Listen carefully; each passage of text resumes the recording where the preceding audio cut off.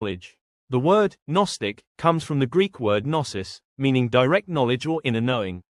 Not belief, not faith, but awareness. The Gnostics believed truth is not something you accept from authority. It is something you remember. In traditional Christianity, God is singular and directly creates the world. The world is considered fundamentally good, even if fallen. Gnostics disagreed. They believed in a true, ultimate source beyond comprehension, often called the monad. This highest God does not create the material world directly. Instead, reality unfolds through emanations, spiritual expressions of divine fullness. One of these emanations is Sophia, meaning wisdom. In many Gnostic stories, Sophia attempts to create independently, outside the divine order. This act causes imbalance. From this imbalance emerges a lesser being known as the demiurge. The demiurge is not pure evil.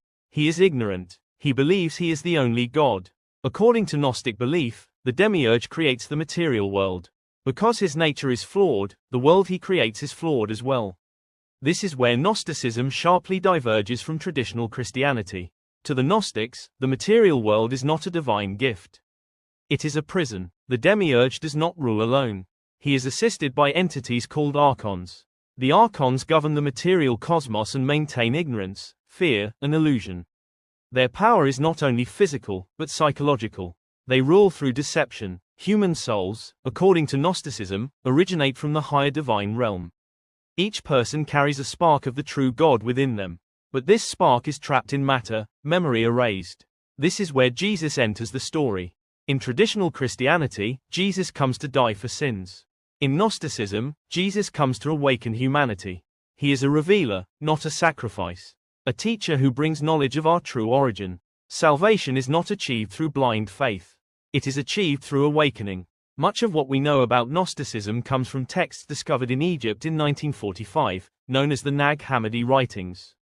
These texts include alternative gospels and mystical teachings that present a very different form of early Christianity. By the 4th century, Gnostic ideas were declared heretical. Their texts were destroyed, their teachings suppressed, not because they lacked meaning, but because they threatened authority. Gnosticism taught that divine truth cannot be owned, that the church is not the gatekeeper of salvation, and that the divine exists within the individual. Whether taken as literal history or spiritual metaphor, Gnosticism asks a profound question.